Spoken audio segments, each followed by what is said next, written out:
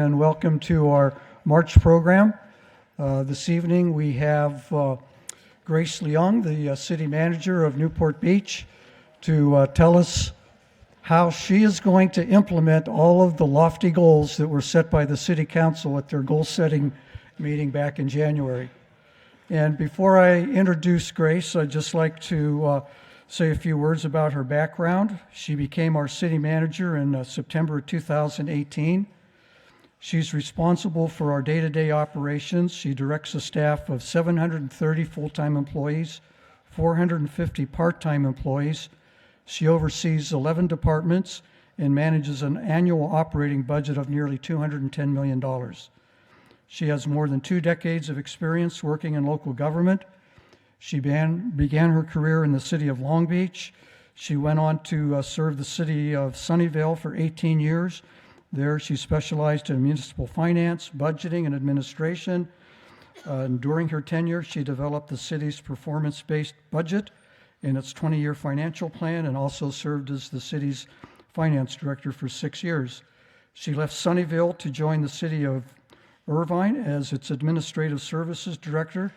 She was then promoted to assistant city manager and later to acting city manager, overseeing the city's operations and leading its administrative services, community development, transportation, and public works departments. She holds a bachelor's degree from Columbia University in urban studies and a master's degree in public policy from the Kennedy School of Government at Harvard. And she's a member of the International City Managers Association. Grace and her husband Jim have 2 children, Skylar and Miles, and she enjoys supporting her children in their activities, and she likes to do outrigger canoeing in Newport Harbor. So with that, I'll introduce Grace Leung, our City Manager.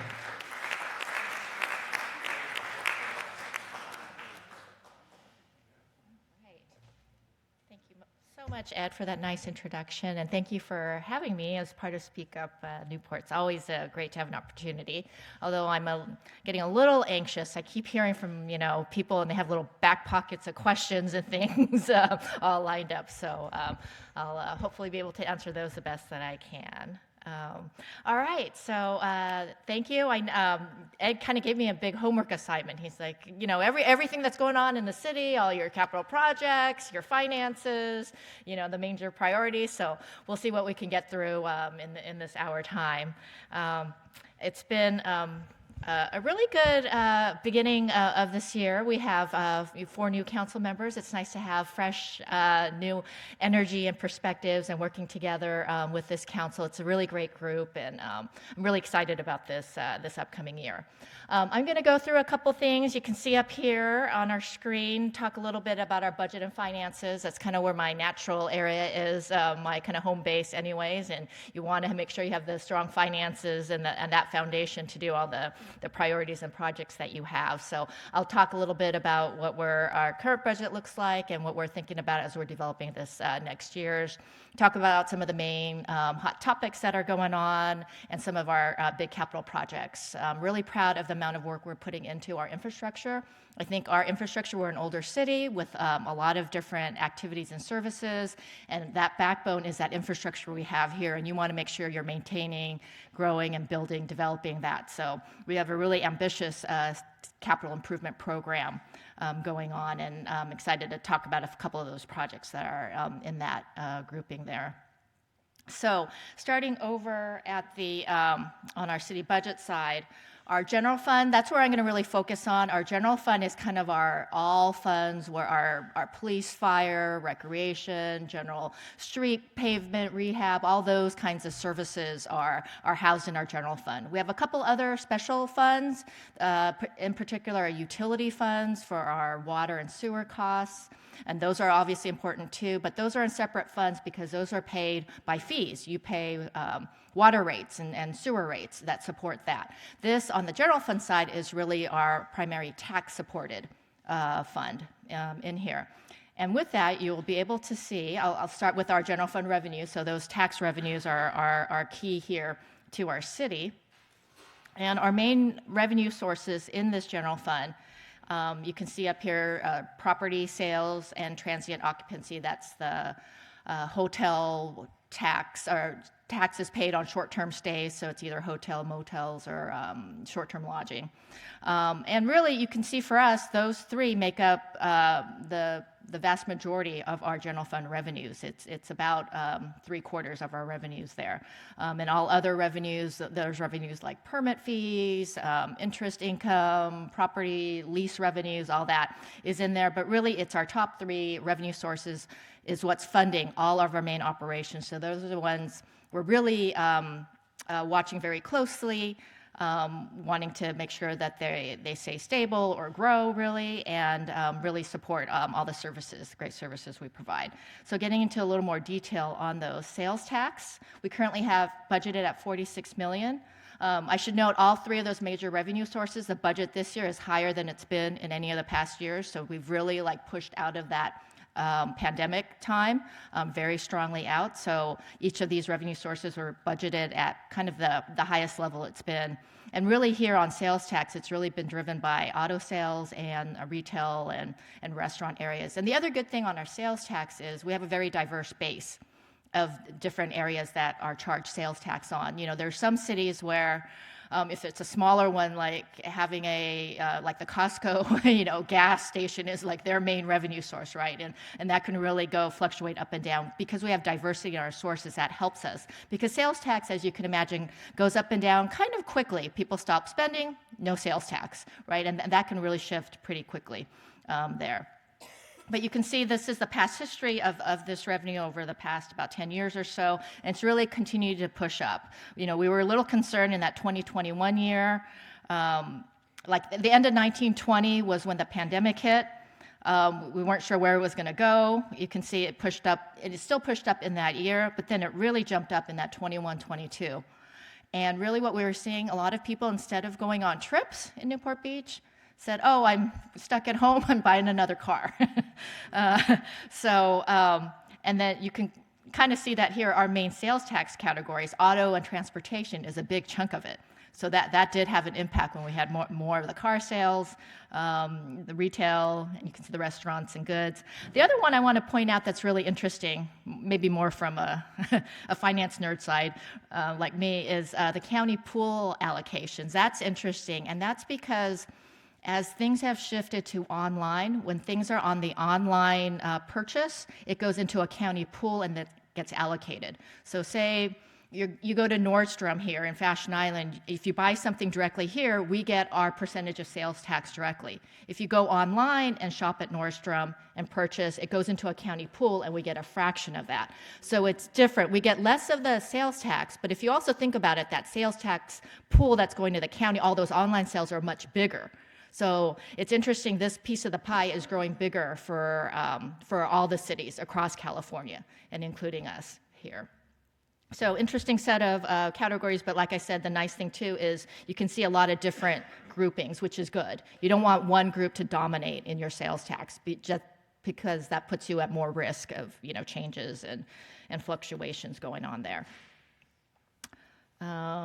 So let's jump into the TOT revenue, budget at its highest rate at almost $28 million. That's really high for us, and that's coming both from our hotel side and our short-term rentals. So that, the Airbnb, VRBOs, that side of things. So again, you can see that, and this one's even more dramatic. This one did get hit when the pandemic hit. You can see that real drop-off in 2021.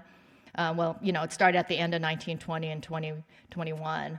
And interestingly, we didn't know what to predict at that point. I think we brought it down to a single digit when we were first going into that budget cycle because, the pandemic was the first we've seen of this. We weren't sure. But the short-term rental side really kept the strength here for us. And then you can see that really big pop-up. I think a lot of people found the whole staycation or driving in versus flying out. So we really were beneficiaries in that area, which I guess to the good and bad, right? In some ways, it's great people discovering Newport, but I know that also we have a good-sized residential base here, that has impacts when that happens too. So finding that right balance is important. But from the TOT side, this was certainly good news for us to see this steep, sharp increase back up. And this just shows you too, this is from a report out that Newport Beach and Co. Does. They take a close look at all the average hotel rates. So you can see that light blue line is 2021 and just how much higher the rates have gone in 2022. And it looks to be staying up at that level. We'll see in 2023, but the first year in that yellow is already maintaining that higher level. So we anticipate seeing strong numbers here with those higher hotel rates. Property tax is our kind of workhorse, I like to say. It's our biggest revenue, even amongst all the tax revenues, and that's from a finance side, really what you want to see. Property tax is stable. It only grows once you're in a property, right? With Prop 13, only 2% a year, but it's a stable source in that way, and even when a downturn happens, it takes time for a property to change in value, so it'll lag behind what happens in the economy. And therefore, it stays like a solid revenue source. You don't see big swings up and down with property tax revenue. And that's what we like, because on the service side, we can't necessarily be shrinking services just like that, because you think about the main primary bread and butter services we're providing, they're police, our fire services, making sure our roads are paved, all those continue whether there's a recession or not. So to have a strong, stable revenue source like property tax is really important for us to make sure we maintain that base. And here, property taxes continue in Newport Beach. It's lovely to be in Newport Beach, especially if you're a homeowner, right? So the assessed valuations keep growing. You can see this nice, strong line. The gold line is just showing the percentage changes, and you can see a strong percentage growth in 2022. Still seeing that over for this next year, too. So that's really great. We also like to watch the transfer tax. This is when properties change homes, you pay a transfer tax. So this tells us if there's activity going on there. And when there's a sale, then you have the assessed value resets at whatever the new sales price is, right? So that's also something we like to see in that activity there. And building permit revenue, that also tells us that activity continues to stay strong. You'll talk to our community development director, Simone Georges. He will tell you how busy he is and has been for the last several years, and the numbers bear out with the amount of activity that we continue to see. So shifting now over onto the expenditure side, so those were our main tax revenue sources. Here, it just gives you a snapshot on our expenditures, and this tells you by department, and you can really see our general fund, just over half is police and fire expenses, and that makes sense. We, have a very robust, full service city with our police, and fire also for us includes lifeguards in there as part of that number. That's not always in other cities, so that's a big number. Public Works probably comes in next there at 44 million, and you can see the various departments we have also in that in our pie. This is another cut at that same information. I think the number we gave you was a little low in the intro. We're up to almost 245 million in our general fund budget, largely on salary and benefits, and I think that makes sense. We are a service organization providing services, so obviously we need the people to do that. So that's our largest expense that we have going on there. Okay. What else do I got here? The other thing, I wanted to keep this. This is when we were presenting this year's budget last year, we make note of some of the key areas where we've had some additions. And I wanted to note we continue to really prioritize paying down our unfunded pension liability. So we're up to a base of having $40 million in payments annually. That's built into the budget to pay down the unfunded liability. And I'll show you the numbers that we have going on. But that is, I think our required contribution is at about 30 million. So this is 10 million more than that. The council, way back, probably starting with at your time too, really wanted to make this priority, and that's kept through here. So we're, obviously we're at the whims a little bit of what the investment returns are at PERS, but we're looking at a path of about a 10-year time frame to pay down that liability. So that we will continue as part of our budgeting there. And I'll talk about a little more about that in a bit. Be Well OC. That's that blue van, if you've hopefully seen driving around a bit. That was a service that was added this year. So it's mental health services for our entire community, but it also had particularly focused for us is a lot of our homeless who are suffering from mental illness, really helping to support them. It's not certainly not cheap, but we have a dedicated van just in our city. They're operating, I want to say about 12 hours a day, every day of the week. So it's really been tremendously helpful, particularly on our police and fire side too. So they are not having, when there's a call happening for somebody who's having an episode, they will maybe make the first response, but if it's not a dangerous situation, we can have the Be Well, who are mental health professionals, stay with the person and work through the issue versus having a police or a fire personnel do that. So we've been in operations with Be Well for 1 year now. It's going well so far. We have a really good partnership, and we're going to continue to look at that. And if there's opportunities to expand it in different ways or do adjustments as we move along, we'll certainly do that as well. Some of the other items I just want to note. The contract staffing that you see under CDD, that's our community development department. You saw those high building permit revenue side. That means there's a lot of activity going on. One of the key areas for us is just having the resources to churn out these permits as quickly as we can. We know time is money, particularly in the development side of things. So, and that's been one of our pressure points is keeping that staffing level up to be able to process and keep things moving there. And we use our own staffing, but also bring in contract staffing where we can. I'll tell you right now, and maybe you've all experienced it in your different areas, it's hard to hire people. Even the contract people are like, well, we can't take any more work. We need more people. So it's been a big challenge for us right now to go through that and keep maintaining on that. So those are some of the key enhancements in this current year's budget that we have. We are now about halfway through the budget year, so our fiscal year runs July 1st through June 30th. So at about December, we were at the halfway point, so we just presented the quarterly results to the City Council, I want to say just about a month ago. The good news, very good news, I know the chart's a little small, but overall, where our revenues are up over what we have budgeted. So we don't like to budget too far out. We want to stay conservative because we don't want our expenditures to get far out if our revenue forecasts won't make it. But these are very strong. Our property tax is up a little bit. Sales tax looks to be up. TOT continues to climb up. And if you recall, those three I mentioned, we budgeted those at the highest level that they've been, and it's still coming up higher than that. So we're very strong in those areas right now. But I will say we are watching pretty carefully. We are, and you hear it too, talk about a recession. Is there pullback in spending? So we're particularly looking at our sales tax numbers as they're coming in.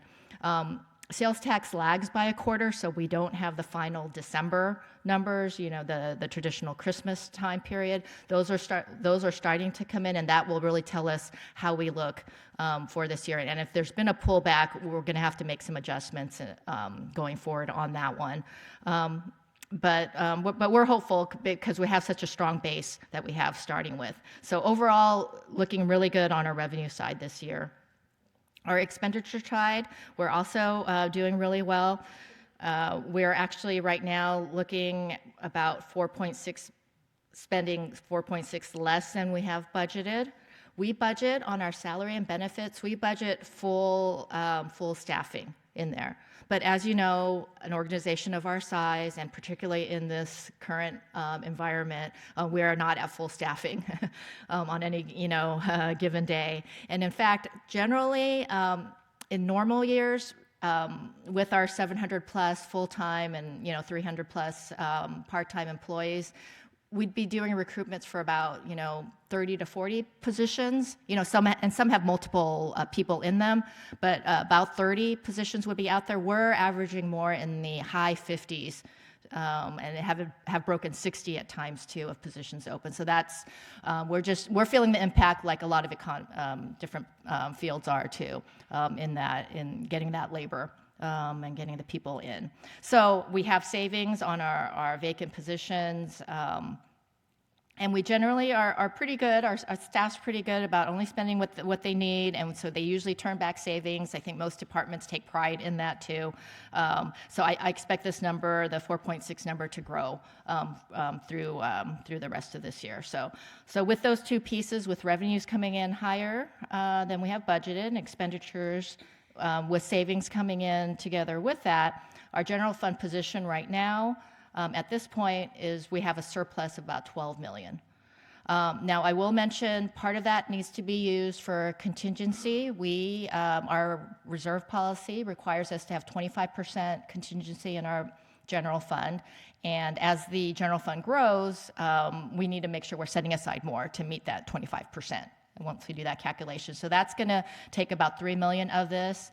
And then $7 million will be, we use some capital funds to put, we're going to be purchasing a building. We're in escrow right now for hopefully our future police department. They are well beyond the current building that they have here.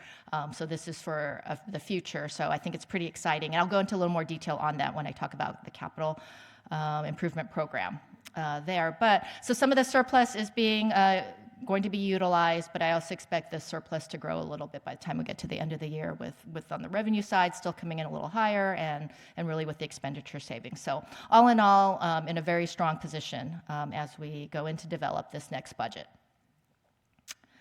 And in that budget process, we're right in the thick of it right now.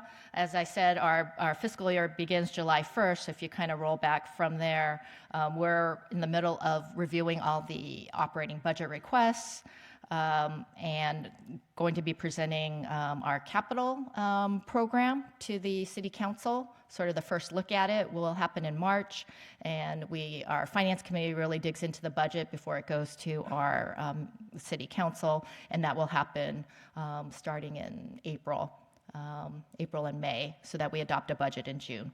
So right in the middle of that right now. And the big pieces as we're developing this budget, I've said it a few times, it's one of our main focus points right now is that employee retention and recruitment piece of things, that high level of recruitment activity, will have an impact on services if we can't get these positions filled.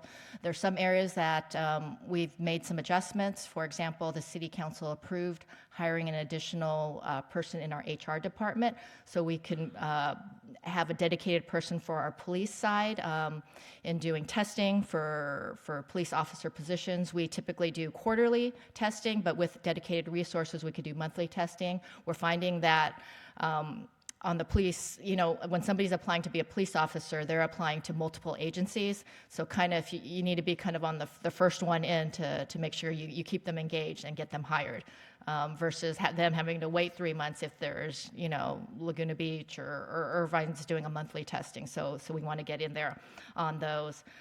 So that's really top of mind. Our City Council, in fact, we have closed all negotiations with all our bargaining groups. We have 10 bargaining groups, but the City Council did go in and increase that COLA, that cost of living adjustment in there. There was 2% in there. That's been increased to 3%.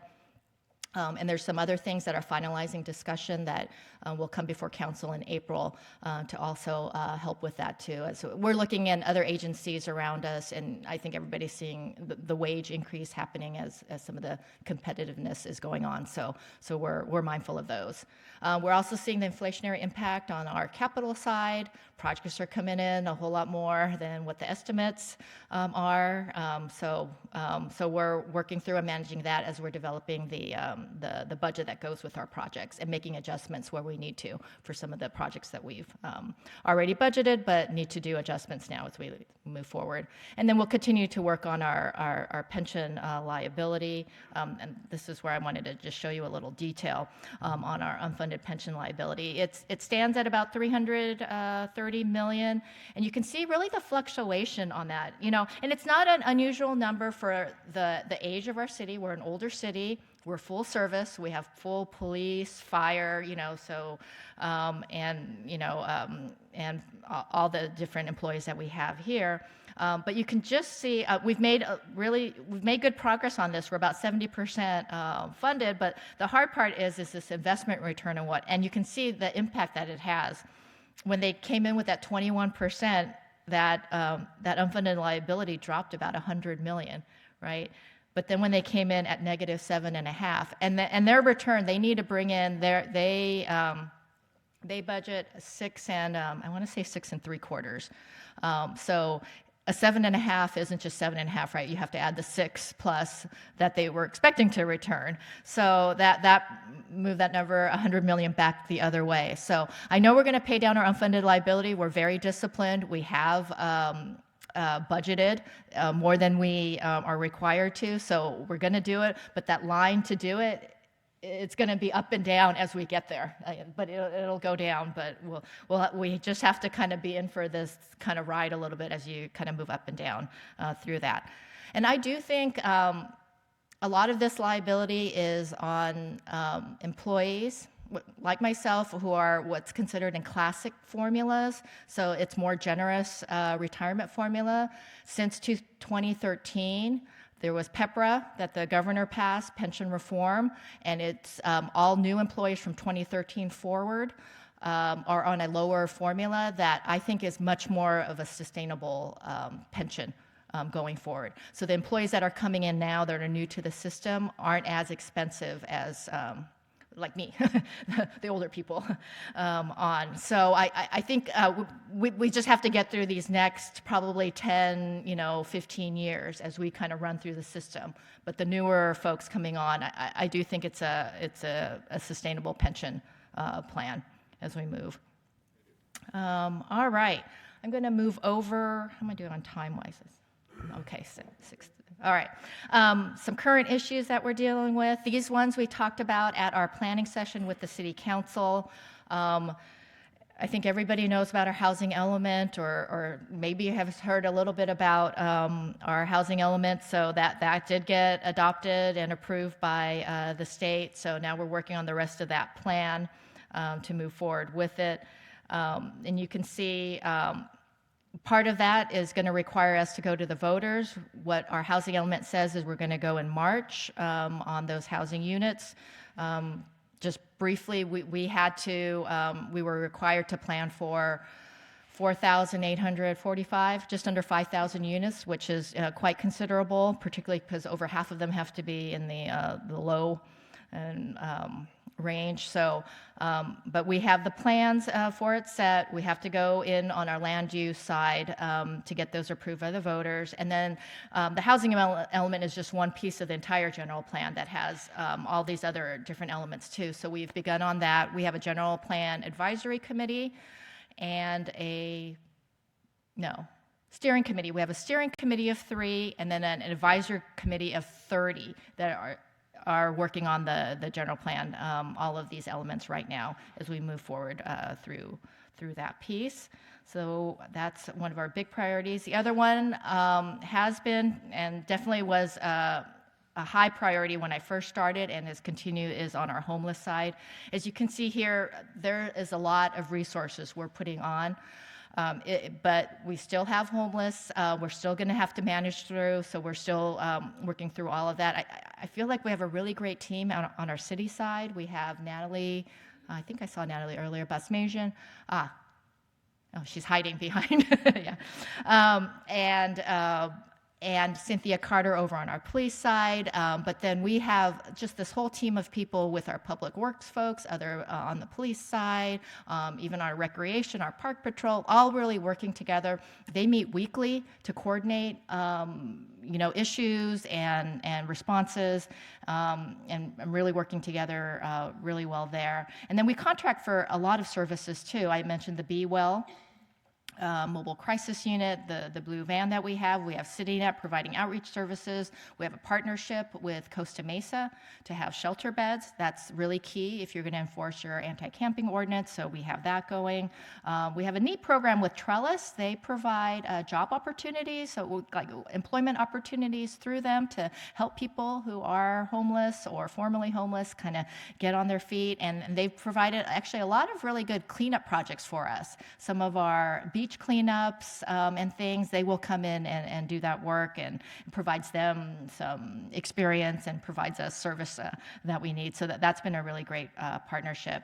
One of the parts that has been frustrating is one of the keys to the whole cycle of getting out of homelessness is a permanent supportive housing, and it's really been hard to have that expanded and find sites. Newport, to find permanent supportive housing here, and that's basically affordable housing but with services on site there. But it's just been hard to find a site like that in Newport Beach where just the dirt is so expensive. So having something like that pencil out. So we continue to look for partnerships with other cities too in that area, so that hopefully that expands, because our shelter is frequently full because we don't have that next step for them to move into.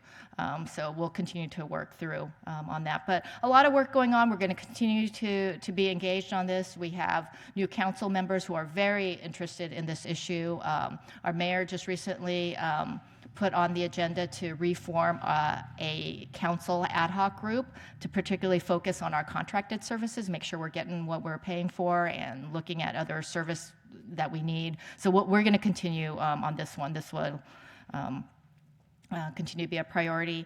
The other one I want to note, this not meant for you to read all of this, but we don't update our legislative platform every year. In fact, I think this legislative platform, which is what the council has, that kind of talks about their principles and different subject areas that they have policies on. And the legislative platform helps us because as legislation comes through from the state or even at the federal level, if it's within the legislative platform, then we can go ahead and, without going back to council, send in letters of support or advocate for those things on a staff side. But I think this year in particular, because it had been about 5 years since we last updated it, there's been a lot of changes in this one. It just got adopted by council at the last council meeting in February. And it's one I think it's worthwhile for you to take a look at. We add a homeless section in there, and we added a public safety section. So I think this really tells you about the important areas that the council is particularly mindful of and keeping their eye on. And I just highlight the public safety one because I know an area of particular concern is crime, and the council is very much focused on that too. So if you read through the legislative platform, you can see particular areas that they're really looking at. And, and some of the areas where there's what we can directly do, we will, but we also know there's laws and things that have happened from the state side, and those are the areas we want to push and take a look at, and they're noted here, and you can see that as well. So I think it'd be worthwhile if you take a look at the latest legislative platform. It's on our website to see the council priorities there. Okay, this is, I think, pretty much my last section. Capital improvement projects. We have a very robust set of projects going on. You can see that number really jumped up in this current year, 2023, the highest number that we've adopted, I think, at least in quite some time, 70 million of capital projects. And then as projects, they usually cross fiscal years, so we'll have to carry funds over. So this budget, with also carryover money from prior years for other projects, actually topped about 100 million that our Public Works department is working through. So a lot of activity going on, a lot of good stuff. So I'm just going to point out a couple highlights. Here, our Junior Lifeguard building. It's a great partnership with the foundation, the Junior Lifeguard Foundation. We broke ground back in September. We're working on this Memorial Day. I've seen the activity, and it's kind of stacked on each other to get it in. But we're really wanting, at least for part of this junior guard season, to be in the new building. So we're really working hard on that. This is right by the Balboa Pier, and you can see the groundbreaking there, and really neat project. It's going to be a beautiful building. So outside of the time of when the junior guards are in there, it'll be a rental facility too, and I think it's going to be quite desirable and attractive down there for folks. to go. The new police headquarters, so I had mentioned this earlier, so there's a property, it's up on Dove Street, that's the right size. It's not always easy to find that right size acreage and having the right access points for a police department and what they need. So we were fortunate to find the site. We're in the middle of negotiations. I mentioned we're in escrow now. Council, through our surplus funds. So we had held on to quite a bit of surplus in the past couple of years when we had the pandemic going on and we weren't sure what was going to happen. So we kind of held on money. So we had enough so we don't have to debt finance to do this purchase. We can basically pay in cash, which is a very fortunate position to be in.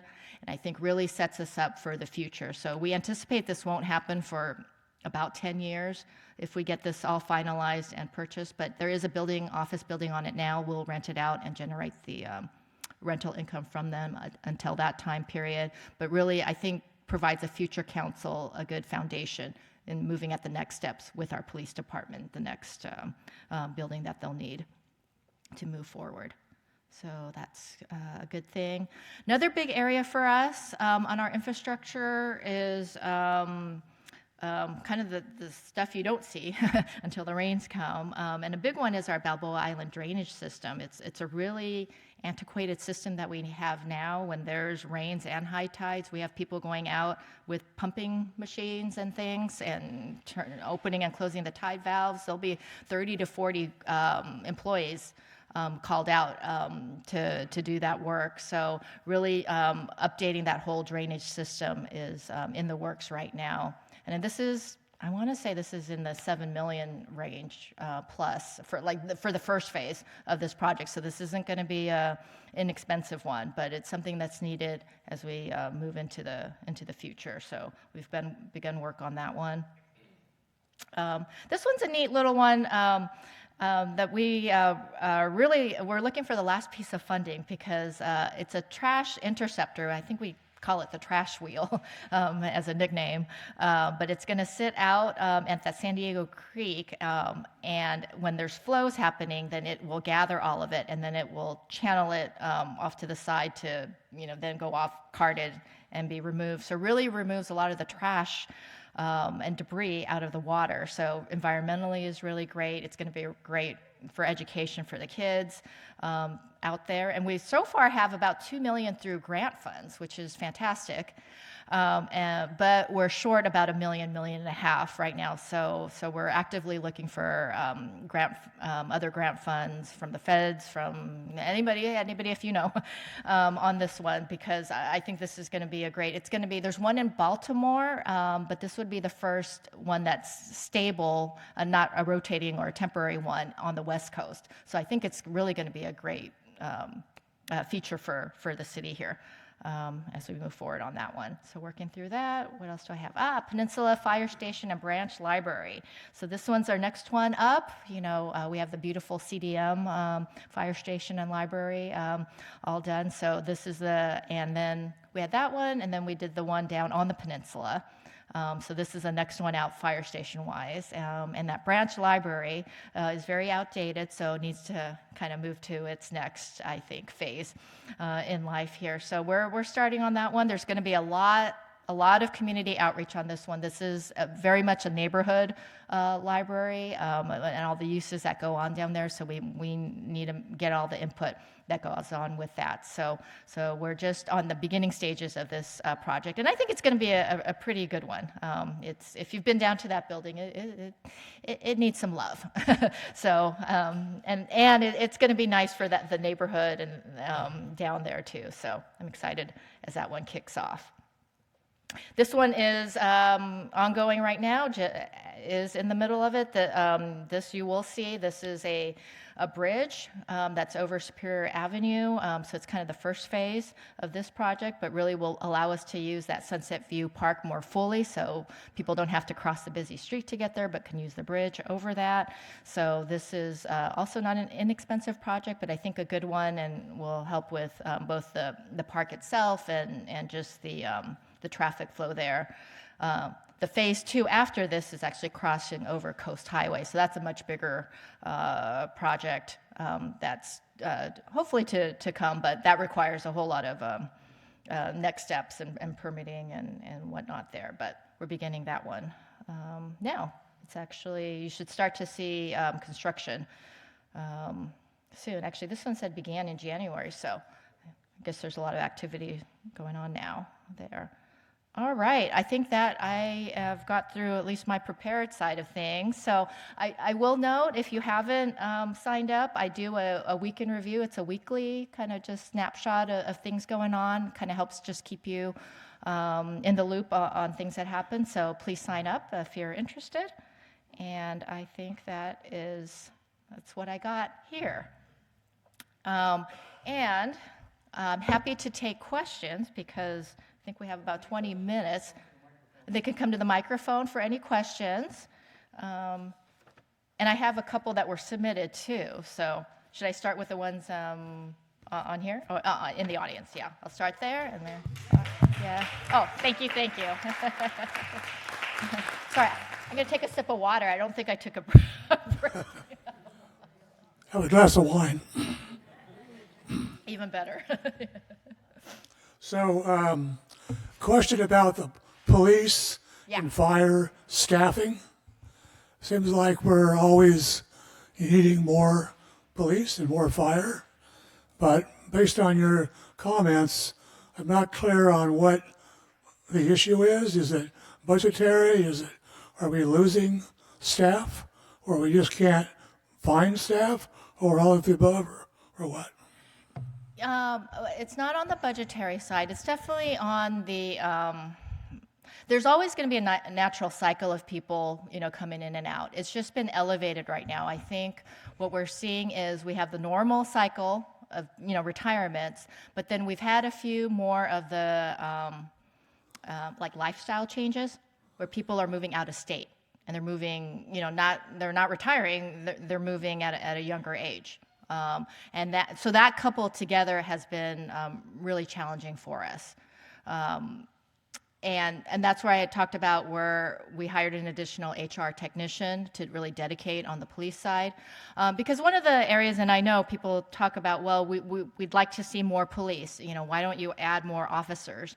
And when we're down, I think we're down about 8 right now on that, I want to get those filled first because that's what, I can add more budgeted positions, but if I can't fill them, that's not going to be that helpful. So I want to address the hiring side so we can get up to full staffing, and then we can address whether, with council, whether we need additional police officers from there. So we're really focused on that piece of it right now. One more question. Mm-hmm. Homeless. Yeah. The Fairview State Park, that facility in Costa Mesa. Mm-hmm. I can't understand why Newport Beach and Costa Mesa can't get with the state who owns that and open that up for additional housing of homeless people. It's a great location, lots of transportation, Yeah. goods and services, but it's out of the view of the public, could accommodate a lot of people. Why can't we use that? Why can't we get something going there? I don't disagree with you, and we've brought it up. It is, as you say, it's a state facility, so obviously we don't have control. The sphere of influence, it's in Costa Mesa, so they're the primary ones that the state works with together.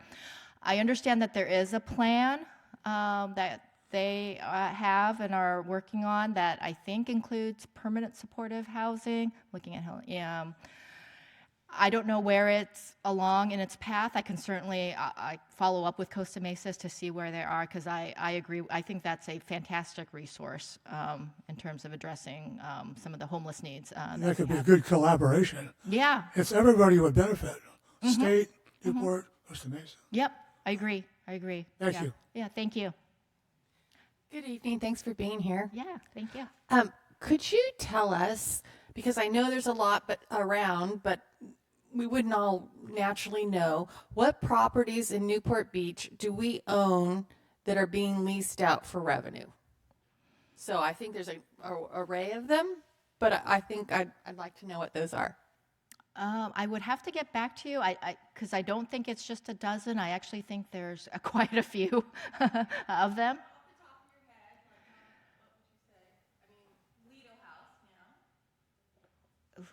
Is Lido House the hotel? The ground lease, yeah, the ground lease on that.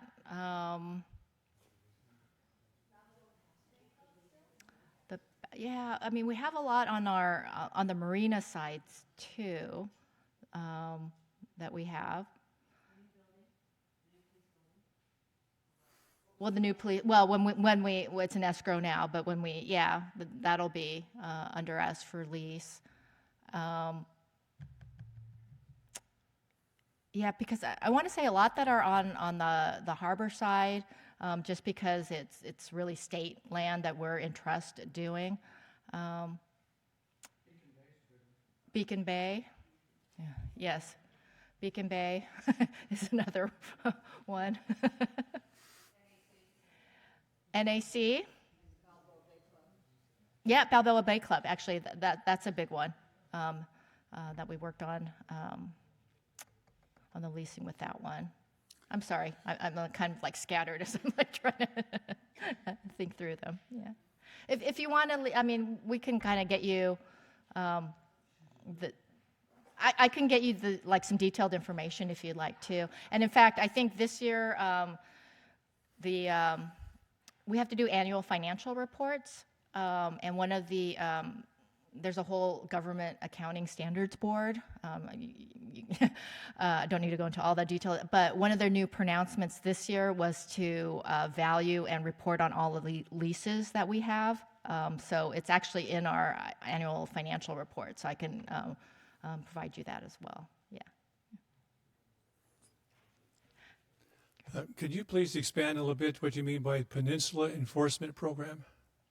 The Peninsula Enforcement, well, we have a Peninsula Enforcement team that's a dedicated group as part of our police department with a set of officers who are doing enforcement down there. Is that what you're referring Well, to? you mentioned policemen, you said Peninsula Enforcement Program. Does that police? Did I mention that? What was on there? It was? Oh, is that under the homeless piece that I talked about? I'm trying to, under, it was in that same slide that we had. That's okay. Oh, okay. I'm trying to, right.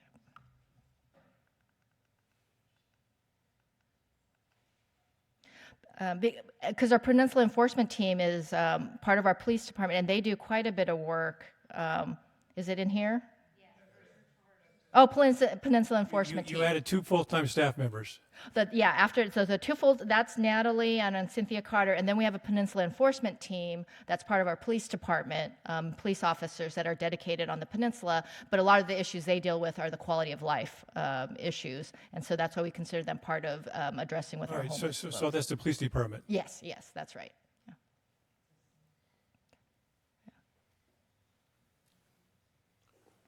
Hi, Grace. Thanks Hi. very much for a great presentation. Oh, sure. Very macro budget. And if I can get to a micro issue for a moment, you mentioned the library that will be reconstructed on the peninsula. We have a great library system here at Newport Beach, we should really be very, very grateful for. One issue, I've appointed myself guardian of all the old trees in Newport Beach. And I'm wondering about a couple of my old friends that are there at the library. How will they be, have we figured out how we can live with them that are 75 and 100 years? Are we going to whack them down? Well, yeah, and that's the difficulty. We have a great team on our public works, very focused and professionals on maintaining trees, but we have to look at each one for their health and the safety for the community, right? I mean, we've seen when trees aren't in good shape and when we have bad weather and they topple down. So we have to watch out for that, unfortunately. And I do think where we can, we want to keep trees going, as long as they can. I mean, I think having an urban forest and the amount of green is critical for the community and our quality of life through all that. But we have to maintain that with the safety too. And I do think there is a tree that's at the library that has a lot of damage to it. So I think there is one there that is going to have to come down to based on the assessment of that one. We'll replace the tree, but and we don't like to, when we don't do this lightly. I want to emphasize that too as we go through these types of processes. But we all know what can happen when you have a tree that's not in a good condition and could potentially, we don't want somebody being killed as a result of something on a tree too. So. Is it an ill tree or is it a construction problem? It's in the way of future construction. It's not a construction issue. It's the tree health itself. Max? I don't think I need the microphone, but could you elaborate on any potential strategy regarding timeshares, fractional home ownership? Oh, it's funny you should mention that one. My second question is in regard to District 1 on the peninsula, past the boardwalk, Peninsula Point community. With the recent storms, we've been seeing the sands, being piling up on the boardwalk and having to have staff clear that way. We've been having an issue with staff not doing the same thing for our Peninsula Point public access routes from the beach, from the Okay. Street to the beach. So all the way to the wedge, so from G Street to the West Jetty Park. So I do think it's a liability on the city's end. So I just am wanting to ask in regard to that, will staff kind of take a preemptive approach in trying to stay on top of that rather than having to be a reactive approach? I'll certainly follow up on that on the sand. There was a lot of sand that moved in this last, so a little unusual. But yeah, no, we do try to stay on top of it. So I'll find out a little more and can get back to you on that. On fractional ownership, that is on City Council agenda this coming Tuesday. So you'll see a staff report come out this Thursday afternoon. So I'd encourage anybody interested in the topic to read that. I don't think it'll be a surprise because this item went to Planning Commission. The City Council had some study sessions on it and referred it to our Planning Commission to evaluate, see are there regulations, are there things that we can take a look at. So the Planning Commission actually formed an ad hoc to look at. It's a very complex issue, as you know. So we'll be presenting the recommendations that came out of that Planning Commission to City Council, and certainly look forward to hearing from folks interested on this topic. I know it's a impactful use that people are seeing. So I would really encourage, if you're interested on this issue, to come to Tuesday's council meeting on that, because it'll be directly discussed and potential either regulation or some actions on them will be done. Okay. Yeah. Thanks, Max. Thank you very much for your presentations. Very excellent job. My concern is on the crime rate in the city. It's clearly up.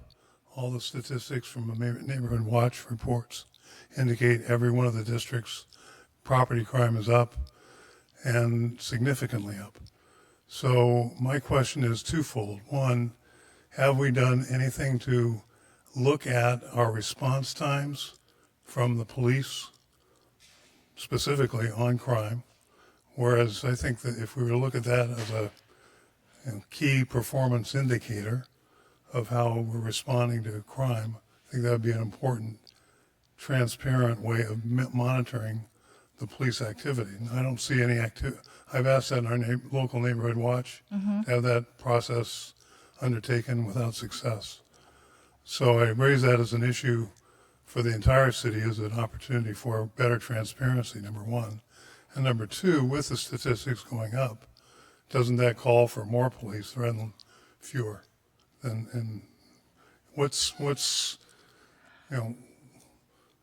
there's been some changes in the department's philosophy, I think, and I don't know what that is, but I'm concerned.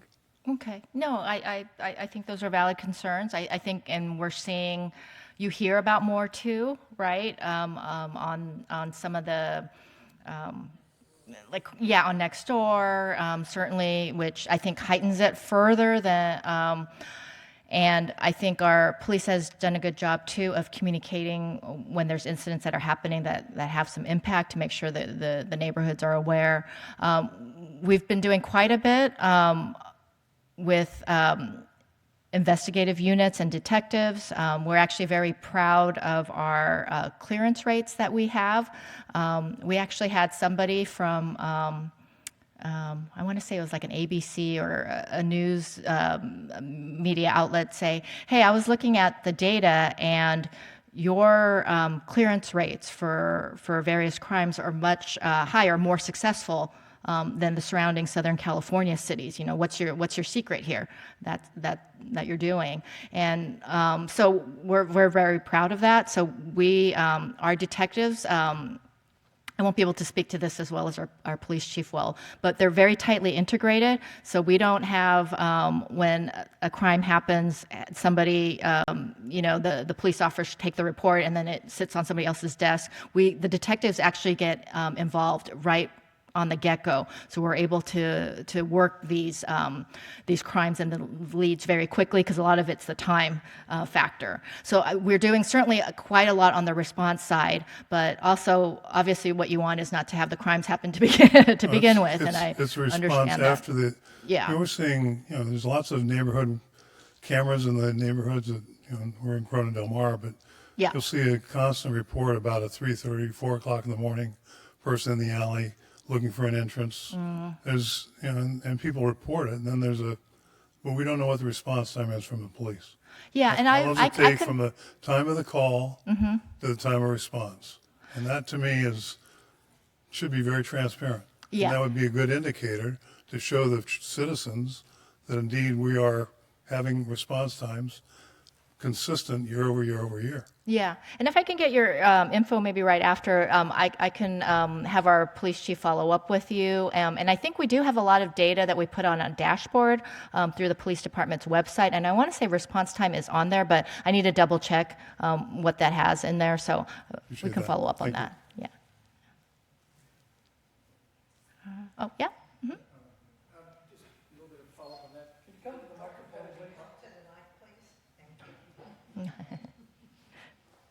I'm just curious, how competitive is Newport Beach relative to the city of Irvine, Costa Mesa, Santa Ana's, and others in the area, relative to salaries and benefits for the police officers? Are we in a kind of a bidding war? Or do we find ourselves in a situation where they may go next door for a better deal, so to speak? I do think there's a little bit of a bidding war going on.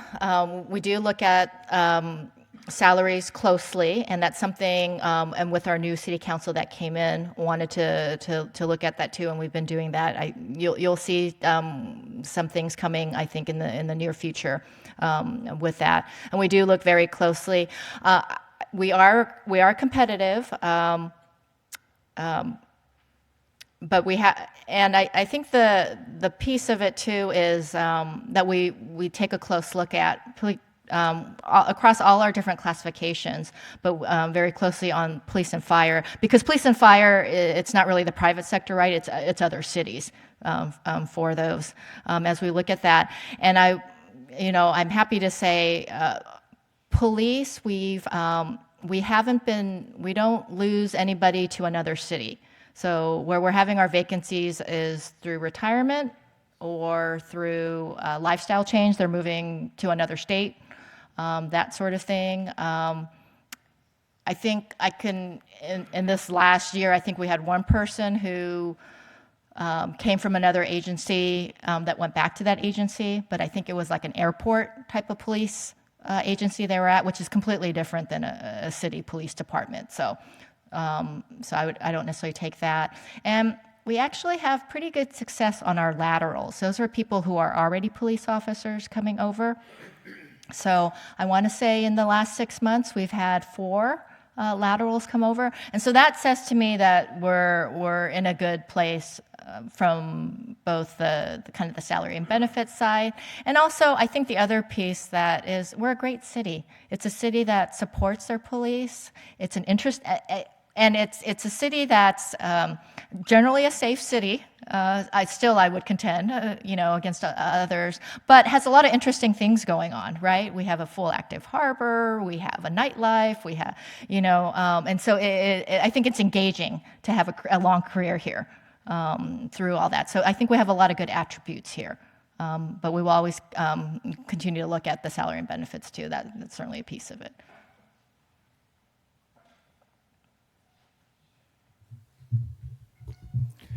Grace, Chuck Vancher, Jasmine Creek. I know Ed's going to get you to shut down any minute now, so I'm sure he's watching the clock. A comment and a question.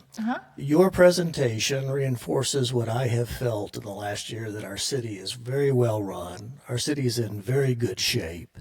And we have provision for the ability to provide for contingencies. We're not budget poor. And our services are well done. Our police issues are addressed, and we look to the future for that. We're strong in capital improvement programming, which is something that you cited in your initial comments. And in that area, you cited the Balboa drainage project that is being proposed. And I was at your planning study about 4 weeks ago when Dave Webb presented that project. And it prompts me to make a comment and a suggestion. He's estimating that project for the big Balboa would be about $20 million at least to deal with drainage.